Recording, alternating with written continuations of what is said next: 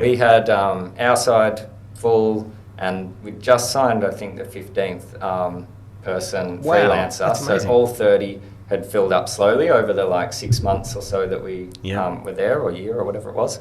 And then it was the same exact day that we signed the last person that COVID hit, and the whole thing was a ghost town. Welcome to the Creative and Code podcast. Welcome to the internet, my friend. Brought to you by ID Digital Agency. Kind of a big deal. Dive into the dynamic world of digital marketing, creative design, and coding with top experts, latest trends, and actionable insights. Let's get inspired and innovate together. It's showtime. Hi, and welcome to another Creative and Code by ID Digital Agency. My name is Jay, and normally Emily is here as well, but she's got COVID at the moment. Apparently she caught it from a barbecue that we had here a couple of days ago. I don't know, we'll wait and see, but she's due to come back next week, and looking forward to having her back for Poppy, who is going to be talking about how she does the marketing at Bike Now, which is a huge bike shop that's been around for quite a while here in Melbourne. They're one of our clients. We've helped them with their new Shopify website, and we want to find out how they do their marketing and how they get more foot traffic through the door. So that's going to be interesting. Today, we have a very special guest, Anthony Wymond from Ignite Online or Ignite Agency. He and I have been friends ever since grade 7. That would have been 1994, I would say. He and I have been in the same. He and I were in the same secondary school, in the same classes all the way through. Funnily enough, our paths have been very, very similar. We now run digital agencies separately, but we do catch up and share a good laugh here and there on clients, team, success, a whole bunch of different stuff. So today, shooting solo initially. So I just wanted to go through a couple of things that have been happening in our agency, which I would normally do with Emily. We've been diving head first into a lot of keyword optimization, backlinking, for our clients, and just making sure that they're being found in search engines using the right keywords that are going to get the best amount of conversion, especially for their target audience. And really, it's not just going for those keywords which are 1 or 2 words long. For instance, let's say as a modular building company, you would expect modular building to be where you'd like to be found, but you've got a huge amount of competition out there. So what do? Well, some of the really good tools like SEMrush is a great way to start, where you can put in your website, you can put in your competitors. I think it's 4 competitors at one time, and it will show you the keywords and where you currently rank in Google for those keywords, as well as which keywords your competitors are using and where they're being found in Google too. And the great thing with that is that you can do this every month or so. You can find new words. You can see what people are writing articles on, or your competition. You could see the words that you didn't even think about that you should be using as part of your content or news articles or products and services too. And that way you can start to go, well, I'll create an article on this and this and this, versus being in the dark and just creating content for the sake of it.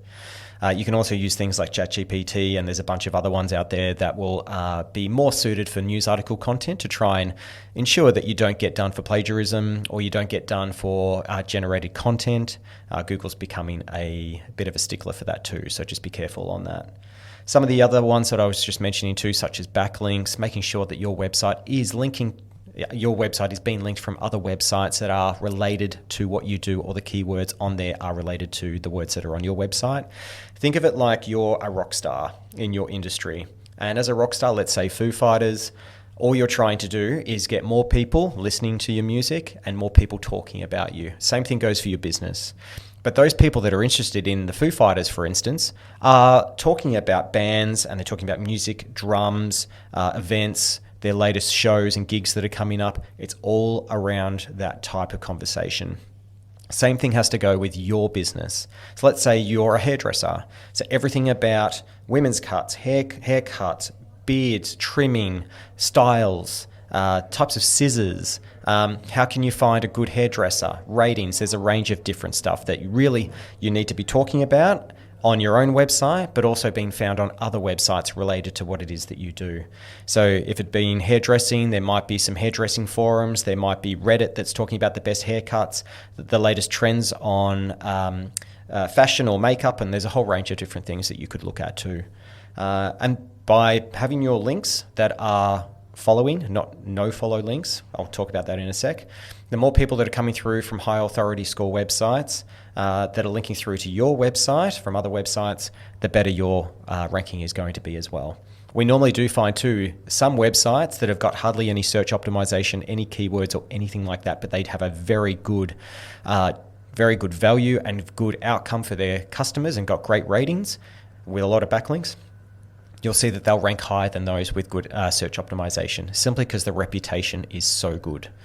So yeah, have a think about that. Some really cool little tips of how to get onto some really high authority score websites. Podcasts. If you put your link into the show notes, or if you're a guest on someone else's, just make sure that your website link is in the show notes. That'll link across, things like that on Spotify, Apple Music, a range of other ones like iHeartRadio will do really well to bring that traffic in. Pinterest is massive. So if you've got a product or service that you can promote pictures, put those pictures up on Pinterest, make sure they got the right keywords and that they link through to your website too. Authority score of 100. So is Spotify, so is Apple Podcast. So yeah, have a really good look at some of the things that you can do there just to quickly boost up your backlinks, and you'll notice that your ranking will climb quite well too. So yeah, we've been doing that with a lot of clients. If you are interested, give us a call. What are we? 039500 99998, or visit the website iddigital.com.au. We've also been looking at some targeted campaigns to one of our clients that has 500,000 customer records and sending out personalized emails and SMSs based on their current setup on the platform too. It's been huge. I think there's 15 or so different templates for emails. There's a whole bunch of different templates for SMSs that we've been sending out, different platforms, different partnerships. It's been crazy. But luckily, the only thing that we had go wrong was a word was in the wrong place, but it didn't. If you were one of these recipients of the email, you wouldn't have even noticed. And luckily, that only went out to the first initial pool of customers. We fixed it, and now it's sent out to everybody else. These things do happen. You can check and check and check as much as you want. You can test it. You can send out mass emails and think everything's cool, and there's always going to be one little thing, and luckily it was a little thing this time. But yeah, the adoption rate for this particular company, moving from a plastic card, discount card, to a app, has been around 33%. So yeah, they're really, really happy with that so far. And that's only been in the last 5 days. And we've only got 6 weeks to go until the holiday break at the end of the year. So we're trying to get out 5 major projects by the end of the year. We've got 2 or 3 new projects that have just come in as well today. So just sifting through that, and hope everyone had a good Melbourne Cup weekend if you live in Melbourne. So yeah, busy. We've got lots on the horizon, and we're looking for really interesting and challenging products. All right, let's get to the news. Good news, everyone. Uh-oh, I don't like the sound of that. This is the way. So Meta's revenue growth is something that I want to talk about at the moment. So Meta platform reported record revenue of $40.5 billion in the last 3 months. And that is also on top of a deceleration in digital advertising growth too. So digital advertising has been going crazy. It is full momentum, and it is still growing great, but the acceleration has started to slow down. And that is because we're looking at things such as ChatGPT. We're looking at artificial ways of connecting, and there are also new ways in which you can start to target people, not just through your traditional digital advertising. So that was through the Wall Street Journal. Something that is a segue into this one through The Australian is also technographic segmentation has gained traction too. So rather than just targeting people based on a demographic, where they live, what they do, hobbies and interests, that kind of thing, you can now do it on a technographic level. And what that means is, what type of devices are they using? Digital devices. What age are those devices? Whereabouts are those devices? And by having a digital product, let's say you are looking at trying to get as much installation of an app, or you run a startup digital offering of some sort, you can now target people based on their technology behavior as well as the devices that they use. So keep looking out for that, and we'll be looking out for that for our clients as well. And generative AI's role in marketing is becoming obviously massive. This is through time. So marketers are increasingly adopting generative AI for content creation. So tools like Typeface Arc are leveraging large language models to manage entire marketing campaigns, not just here and there like you would do with ChatGPT. You might ask it to generate 5 really good plugs or conversions for a particular business that you're in, for a particular product that you're trying to sell. This is now doing full campaign level over multiple platforms, generating the content, and doing it specifically for particular platforms too. A lot of clients think that they should just create a video or a series of videos and they can just upload it to 3 or 4 different platforms without any changing. That's not the way to do it anymore. And we find if you customize the video content or the image to suit the actual behavioral patterns of those platforms or the people using them, you're going to have a much better conversion and outcome there too. All right, so that's a little bit of the news. Let's get straight to our guest. You had my curiosity. Now you have my attention. Good to have you, Anthony. Yes. Anthony, do I call you Anthony or Anthony? Yeah, go for it. Don't know, mate, but Anthony, either or. And sometimes it just keeps getting shorter. Yeah, exactly. Well, tell us if we're going to look on your LinkedIn profile, we kind of understand what you do, but what do you really do? We know you're a creative director, you're a founder of Ignite Agency, I think it is now, Yep. And you've also just started on something new. Yep. And in the education space. So what do we want to know about you? Yeah. Well, I guess if you look at my LinkedIn, I think I've still got my school there, and if you look at that, you'll notice it's the same school as that you went to. So we're actually in the same year level, which is pretty random. And ended up in the same industry as well. So it's kind of like we've just been. We were in the same house, Holmes house or whatever, but. Yeah, we kind of did our own thing, but funnily enough, where we've gone in life has been kind of the same too. It has, so, even like with I guess our focus as well, and what we kind of specialize in that, it's websites and apps, and we've both kind of narrowed down to, our target markets and similar kind of scale and stuff. So, doing our own thing in our own area, our own pond. So that's it. We're not splashing in each other's water. No, that's it. Lucky. Otherwise, I wouldn't be here. No, exactly. No. Oh, it could be. I don't know. Maybe I'm stealing shit. True. Keep your friends close and enemies close. That's it. No, it's good. But so you Ignite Online or agency, I think we call it now. Mm-hmm. And I see you're starting to make a new website at the moment. I saw some posts and things on it. That's right. Yeah. So how often are you making or reinventing, Ignite? How often are you doing that? Yeah. So look, I guess, when it comes to the website, it's overdue for a refresh. It's always the way for those that aren't in the space, like your own website is the last to get any attention. The clients get all the attention. So it's overdue in that way. In terms of reinventing Ignite, I would say it's really constant. We like change apps that we use to deliver sites, code, style, our overall product offering quite frequently. Probably the biggest one recently was we'd specialised in WordPress and Craft and some other CMSs for many years, and maybe close to 10 years. And then Webflow came along, and it's a cloud-based kind of SaaS model in terms of it includes the hosting and the kind of design tools, the ability to kind of still build custom websites, but in a bit more of like an all-encompassing environment. Much like the only other moment that when I first kind of saw Webflow that I had before that was another massive moment when I first saw Figma. Before that we were using Photoshop. And so it was just one of those moments where I'm like, this is the way it's going. And just instantly we were like, no more WordPress projects. And so we lost some pictures because we just said, no, we're just doing Webflow now. But the interesting thing about that as well is that in specialising and taking that leap to specialise, we lost some projects because we were no longer a good fit for those those pitches or proposals. But we won others in that people are looking for specialists, and so then they find us through like specialising in Webflow. So I think that kind of balanced out, and we're doing a lot of work with Bank Australia now as well, and they it's a new recent one. And they were one of the first large Australian enterprises, and obviously being a bank, security is really critical for them. And so, props to them. That was a big and bold leap to move to a new platform. And I know for a fact their whole pitch process, their whole, research phase into available CMSs out there was very extensive and had a lot of people that were very experienced in the industry and tech and delivering tech at scale for enterprises, and they looked at all of the platforms out there and they narrowed it down to Webflow. So did they know about you before they started drilling it down? Like you were Webflow, they might have had some other pitches or whatever, or RFPs that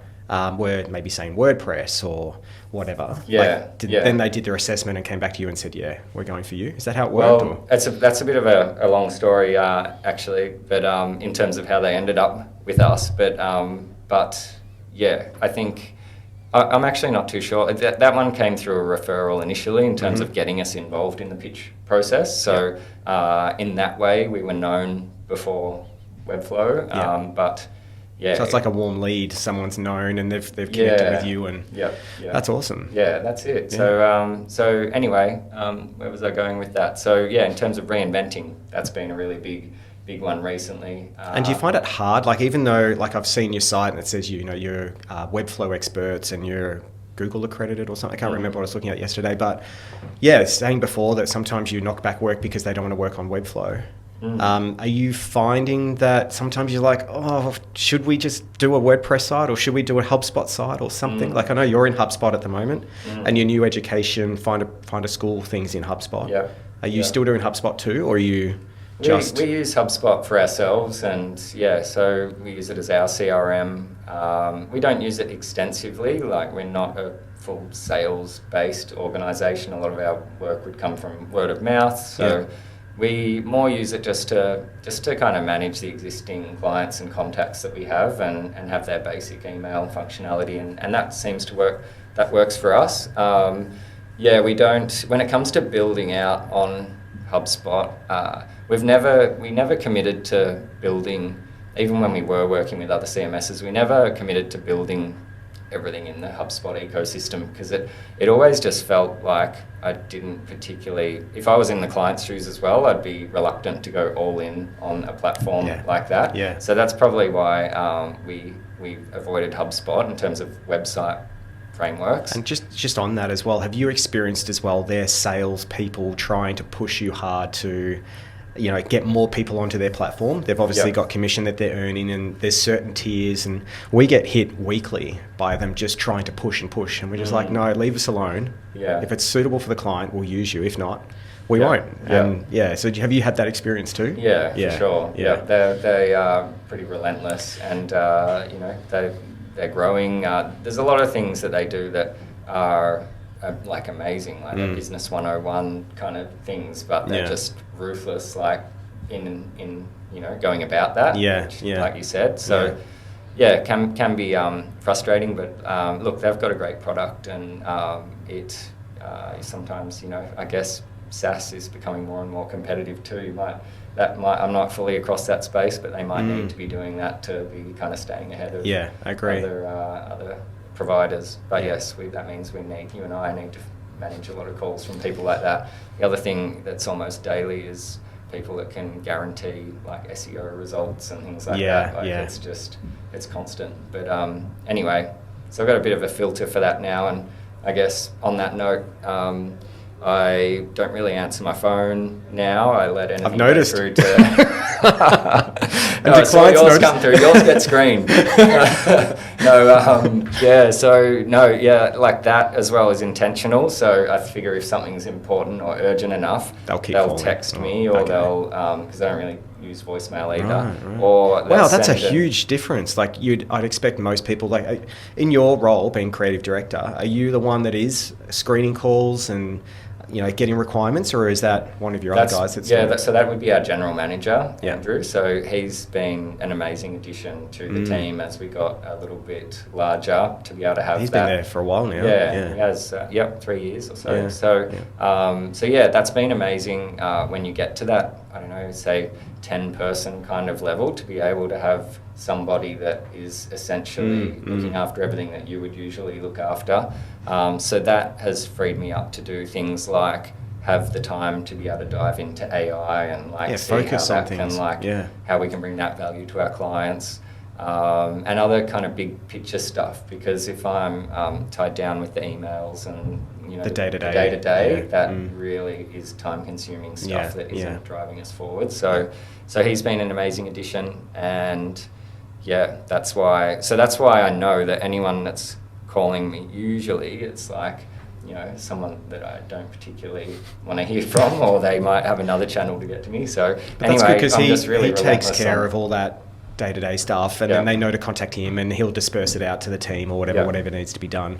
It's great for you, because then you can focus on what you want to focus on. That's it. I'm really big on trying to stay focused and be in the zone as well. I don't like myself being distracted, or when I get into that zone, which is so amazing, to then get broken out of that. So and then you have to get back into that zone, and it's quite hard to do. I forget what the stat is. It's something like it can take 15 minutes to half an hour to get back into it, if you're lucky enough to kind of get back into that flow state. So you've got that mind that can do it quite quickly. Otherwise, you'll miss something, or something could go wrong. So, and I was just thinking about our role. So you're creative director, I'm strategy director, and I'm thinking too, with what you do. Are you on the tools a lot these days, creatively, or are you signing off on creative, or is creatively? I still sign off on it. A lot of what I do creatively as well is try to keep my finger on the pulse, what's happening around the world creatively and in tech. So I do some judging for some web awards, and I'm quite always kind of staying across what's happening in the industry through some newsletters and X and bits and pieces, and anything that I find that's of value we'll put through into an inspiration channel in our Slack. So I feel like that's a big part of my role too, just kind of peppering in the really juicy bits of content that I find out and about to keep our team up to date. And do you find the team do that too? They all kind of contribute into that board? All that channel? For sure. Cool. Really interesting to have everybody out there looking at what's new and what's happening. So, but when it comes to website designs and the creative, I'll spend more of my time initially in what we're going to do and how we're going to go about it. I guess the strategy side of things, but then totally trust, and that's working in collaboration with the team, of course. Really trust my team with all of that strategic side of things as well. But once we all agree on something, I won't be on the tools necessarily putting it together, but we'll definitely be checking in and seeing how it's progressing.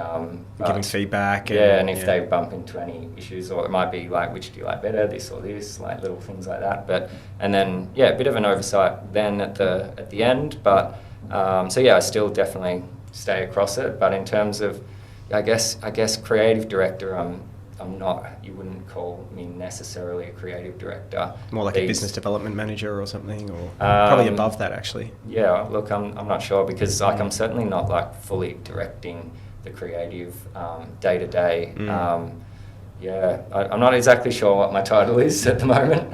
We kind of throw it around a bit. And that kind of, for me being a strategy director, my role's a little bit different to yours, even though we kind of do the same thing.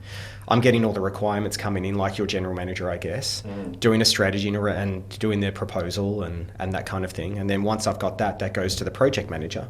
And then they send it off to the team, estimate it all again, put it into chunks in Jira and all that stuff to then run that project. I'm part of that, kind of more the face of the business. Do you see yourself as the face, or it's now your general manager? Definitely Andrew is the face a lot of the time, because he'll be taking the initial kind of calls, having the initial video chats. I, for example, today have got another presentation that we're doing, or pitch, and I guess we're having the principal in on that meeting, and this is the first or second time that I'll be in on the call after a few other chats. So I guess I come in a little bit later in the process. That's good. And then the day-to-day, it would be Andrew and our project managers.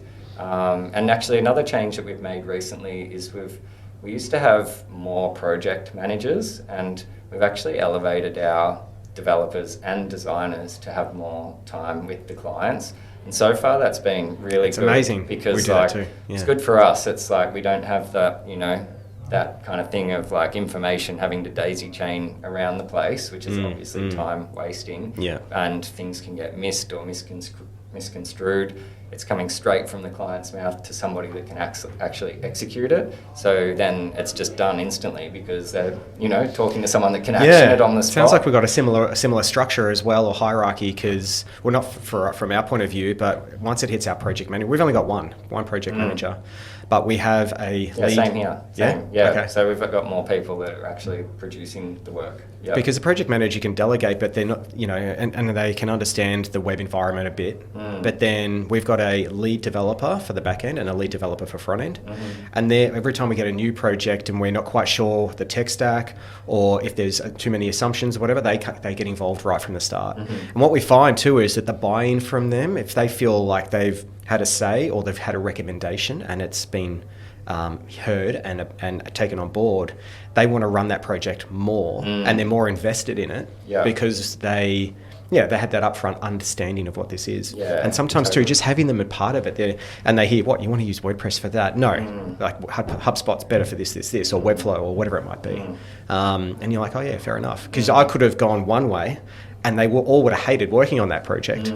But if we would have said to the client, hey, we recommend this instead of that, and these are the reasons why, they'll be like, oh, that makes sense. Because a lot of us come to the initial briefing and say, yeah, we want to use WordPress. And we used to just go, okay, fair enough. But now we're saying why. And then most of the time it's because I've heard it's good. And you're like, it might be good for them, but it's probably not good for your business. So that's why we'll figure that out. Yeah, that's such a good question, that why, really, because so often you might hear or see on a pitch like that they have a particular requirement, and just asking why, there's not often a great answer for many things.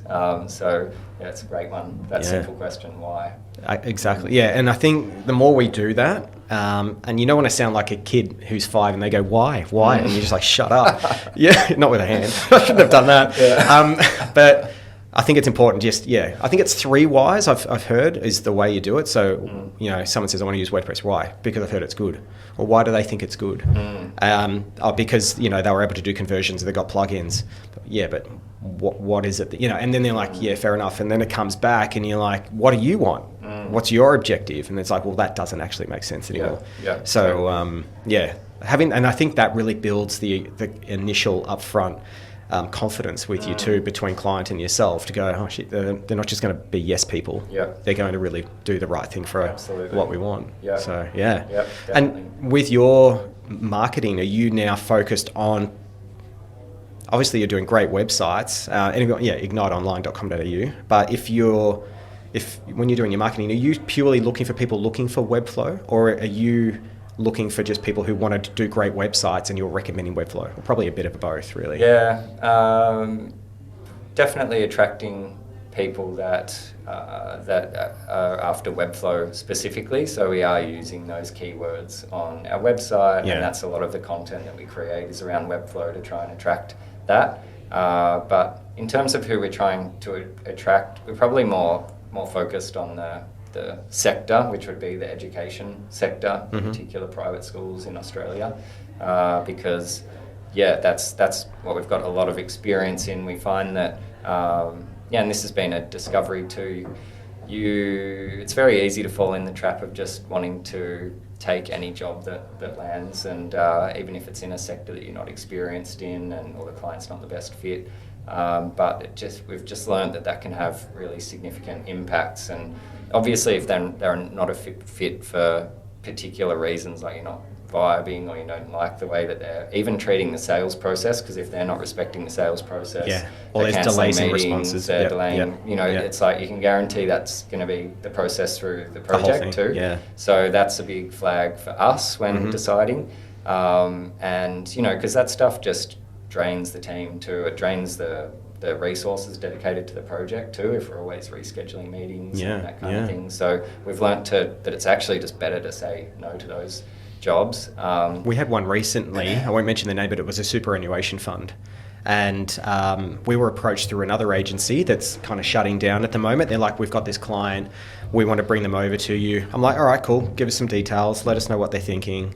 And one of the big things that they said was like, we want to use, what was it called? Sitecore, it was another one. This old school CMS, basically. And it's not something that we do. And when we said straight away, like, are they wanting to upgrade? Are they changing? You know, are they happy to do different platforms? And they're like, no. I'm like, I'm sorry, we can't actually do anything. Like, it's an old system. These are the reasons why. And we wouldn't feel comfortable. And we know we probably couldn't do it for you. But the good thing out of that, by not just saying yes and we'll figure it out and maybe hire someone to do it, they came back and said, oh, well, what are you suggesting? And we said this. And they're like, well, okay, well, that actually makes sense. We'll probably do that in 6 months, not straight away. And we'll just keep supporting our current system with our current agency until that happens. So, it's just being confident in your offering and not bowing down to like the pressures or, you know, it.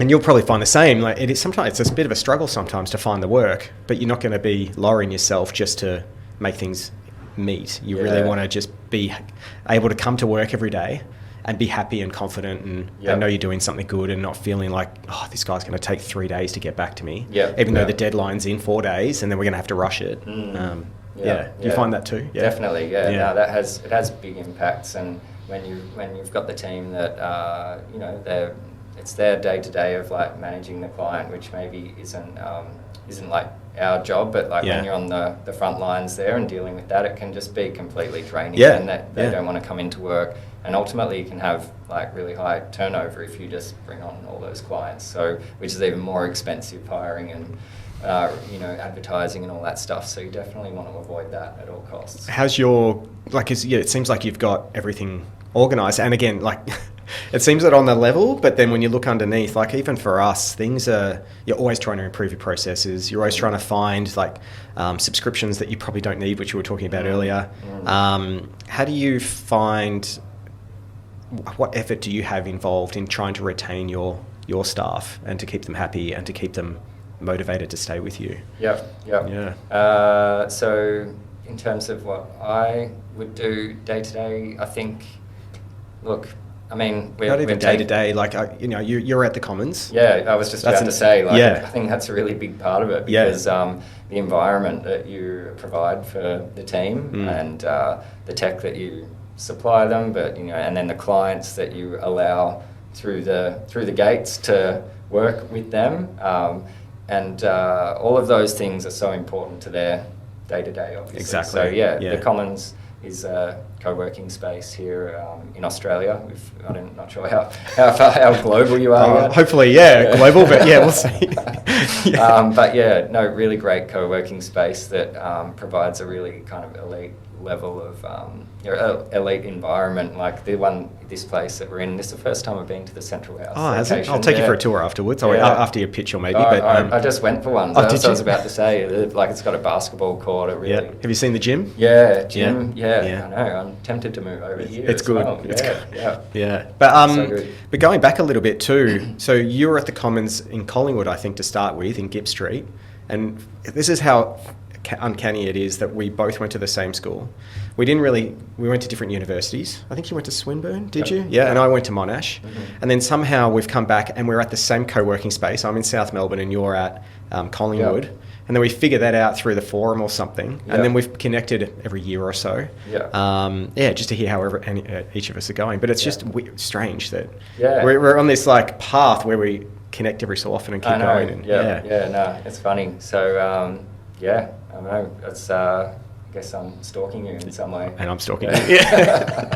Mutual stalking. Yeah, and then we went, one of the best nights I had ages ago was, I think it was our 15-year or 20-year high school reunion. And it was, we just were on the beers and people were stealing all the school glasses and all that stuff. Do you remember all that back then? I remember. Was that the one where we ended up at Justin's? That was. And somehow we got a lift or something there together. I can't remember what happened, but it got messy. But it was fun. That is, It's funny. I think there was a reunion recently, and I didn't have time to go there. I think with you've got 2 kids now as well. Yeah. So I've got 2-year-old and a 7-year-old, and with that and work and some of these other initiatives, I'm really feeling like right now anyway, I'm like time's precious. Every minute is like fully booked. So and I'm trying to not drink as much as well.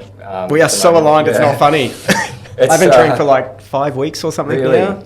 At all. And I've made sure, because my wife's birthday is the day before mine. She's the 7th of December, and we're going to a winery, and I'm like, all right, nothing until then. Yeah, right. Which is about 50-something days that I'm doing. But so you're finding that works for you? Well, yeah, I think it kind of, I guess I definitely did fall in the trap of drinking a bit more through COVID, and before you know it, it was kind of like every night we'll have a glass of wine or something. To relax.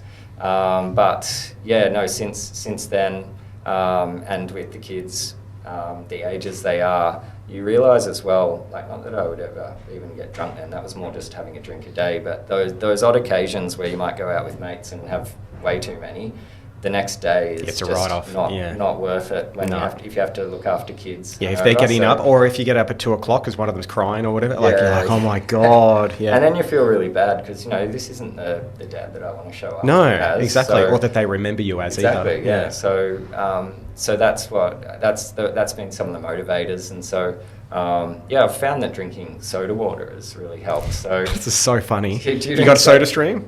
No, it's probably not ideal, but I just buy the $1 soda waters from Woolies and just have them. But I should get a soda stream, much more environmentally friendly. They work well. I think they do like 18 or 19 bottles of that stuff for about $15. So it's a bit cheaper, but at the same time, you just go shh and it's done. Yeah, nice. Yeah. So that's good. That gives it takes the edge off. Yeah. But two things that I do too, it'd be so weird if you did. Do you drink kava at all?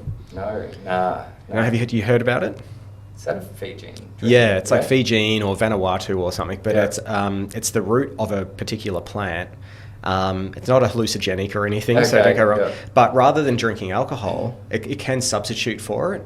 It tastes like dirt and it looks like dirt. It's it's a powder. Yeah, yum. It's a powder. I think my son's on that at the moment, actually. What? Dirt. Oh, yeah. This is better too. 2-year-old. And the dirt comes in a packet from Coles. But anyway, it's a teaspoon. You put in about 200 mils of water, stir it up, and you sip it. It numbs your lips. Right. Not badly, not like you've had surgery, and your tongue, and it just mellows you out. Right. Okay. And there's no like hangover or anything. Yeah. And it's awesome. So I have that after dinner, just have a little sip. Yeah. Within 15-20 minutes, I'm on the couch, just like, yes, this is awesome. Really? And it's not like a crazy, like chilled, like you're on weed or something, right? But it's just mellow, and it's really good. So give it a try. Yeah, right. I've got some of my friends on it now too. Okay, nice. Yeah. Nice. Yeah. Have you got a sample for me? Oh mate, I should have. Part of the deal? Damn it. Like, I'll send you some with a free sample. But so that's one thing, and then there's probiotic collagen that you have. So that's 2 teaspoons, and it's a probiotic, and it just helps calm your stomach. Okay. And it gets rid of bloating and all that kind of stuff. Yeah. So I'm really much into fitness now. 20 k's a day on the bike, and then walking wherever I can. Yeah. And I know you do the same. You bike ride, don't you? Yeah. I rode over here today. So rode from Preston to our office first in Collingwood, and then Collingwood over to here, South Melbourne, and got a bit of a detour home as well. But love riding. We've just got the one car, and so intentionally too. It's good. So that it forces me to get on the bike or catch public transport if I have to, or Well, that's one of the things too, is that I park at St Kevin's College on the freeway, so just on the Yarra Bend. Park there because I realised for me to come through on the Monash, it's $10 each way, so that's $20 plus $20 of parking. It's $40 a day just to come to work. Plus you can't, and so you get on the train there, do you, and catch the last? No, so I get on at 6. I could, but at St Kev's I grab the bike and I ride in. Got you. So it's like 8 k's to work, 8 k's back, bit of walking around during the day. Yeah. There's your 20 k's. Yeah, so good. Yeah. And you can as well. So hold on. I missed a part of that. Is any of that leg on public transport? No public transport. Okay, all right. Yeah. But then even when you're riding, like you can listen to podcasts and stuff. So it's great. Yeah. You can do that in the car as well, but I hate driving. I can't wait until Tesla release the it seems like it's heading that way in America, but I don't know how long it's going to take to hit here. But when they have full self-driving, I'm just going to be all over that, because I just cannot stand driving. Like, you can't do anything else. No, and you try to kind of. Sometimes you're just like, or you're using like voice to SMS and things like that. Yeah. But it'd be so good just to be able to sit back and have your own time. It's like, it's not, I don't think as humans we're meant to sit behind the wheel of a car and pay complete attention for an hour long, especially when I don't do the commute, out to, say, Bayside but imagine like 1.5, 2 hours of just like bumper to bumper. Like, imagine being a truck driver or something and having to do that all day, and then having to it's like absolutely not, we're not meant to do that. Like, no wonder people look at their phones. So I think it's going to be so much safer once we're all off the wheel, really. How important is it for you too to have your own time, like other than work? Obviously, like for me, it's probably 8:30 in the morning until about 6 o'clock at night. That's my work, bang, bang, bang, getting all that done, and then I'm off. Yeah. And then as soon as I close my laptop here, and sometimes I'll take it home just in case there's a problem. Do you take your laptop? Yeah, every day, But I open it up maybe because the wife needs me to design an invitation for something. I don't know. You get that too sometimes? Does that happen? Yeah, it still happens. But no, I don't think that Cara wants me to design things for her. I'll have to that's ask. good. Maybe that's lucky. An unmet desire there. I'll see if she wants me to design a birthday invite. That'd be cute. Yeah, why not? But but as soon as that laptop's shut, it's family time. And clients understand it as well. I make sure they're like, I'm available between these times. Please don't contact me outside unless there's a major issue. Yeah. Do you find the same thing? Definitely.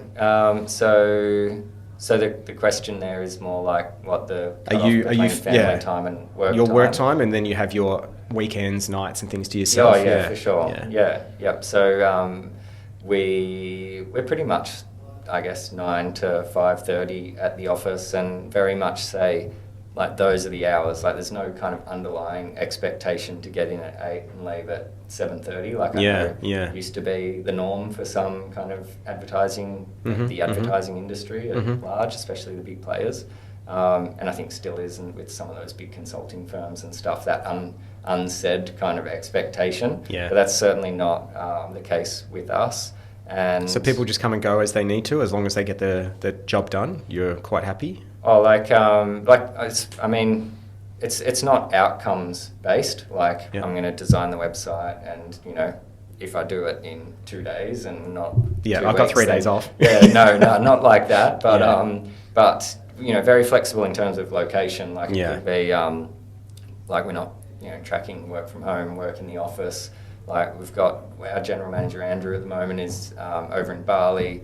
Our lead designer and he's working from there too, or is he? One week on, 1 week off. Yeah, we do like that too. Yeah, he's doing a silent retreat over there, and just kind of going to work from some of the really nice co-working spaces. Yeah, there's some amazing ones there, and their internet's amazing too. Yeah. And then our designer just got back from a week in China.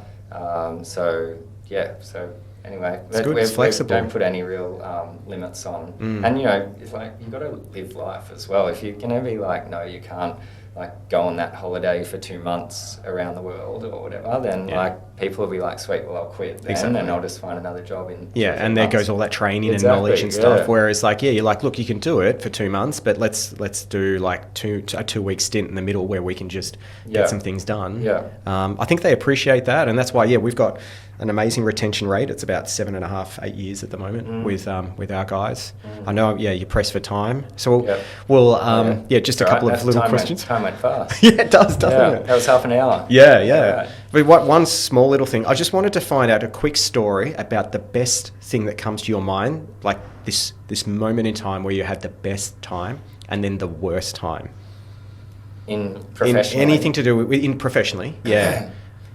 Like something normally for me just goes bang. I know exactly the moment where I was just in the worst moment, and you don't have to go into a lot of detail, but then the high and the low. Does something come to mind? I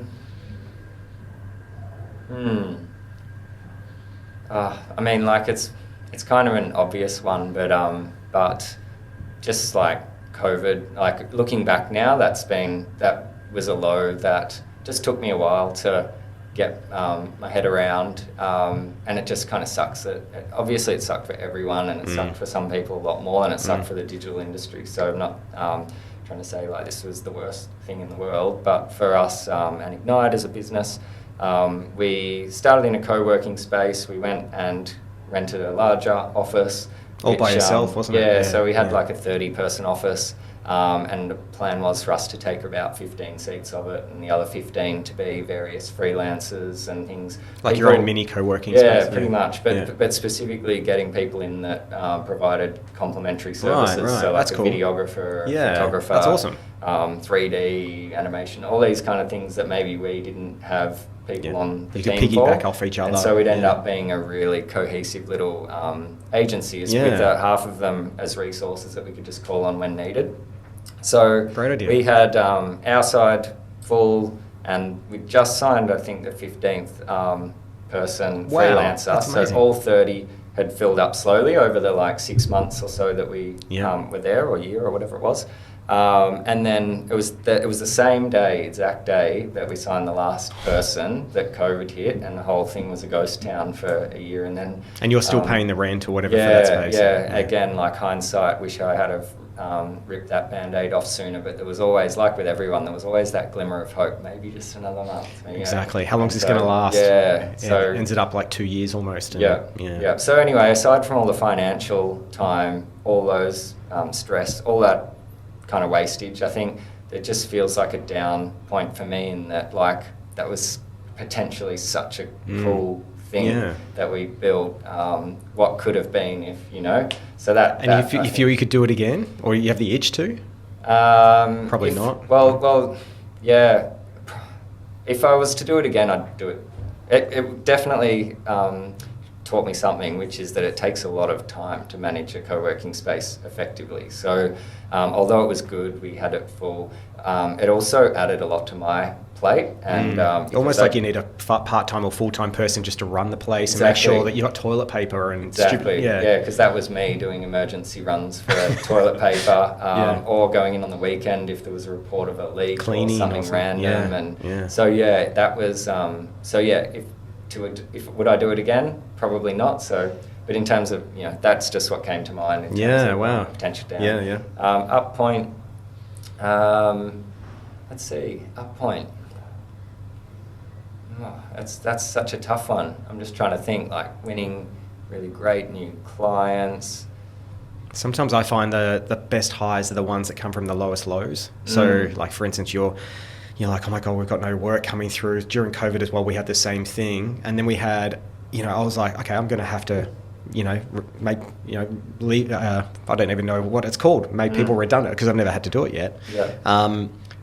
And that day we get this big project that comes through to completely digitize a loan company, their whole process. And we're like, holy crap. Yeah, right. Wow, and that's cool. Like, you're like, oh, thank God. Yeah. That's when you get on the beers and it is. I mean, that's funny how things like that happen as well. Like just out of the blue. Like, what was it? There was one time where something similar happened, and I was like, oh, we're going to be like really stretched here. And then out of the blue, you get like a random email from either someone's referred or like somebody that wants to work for you.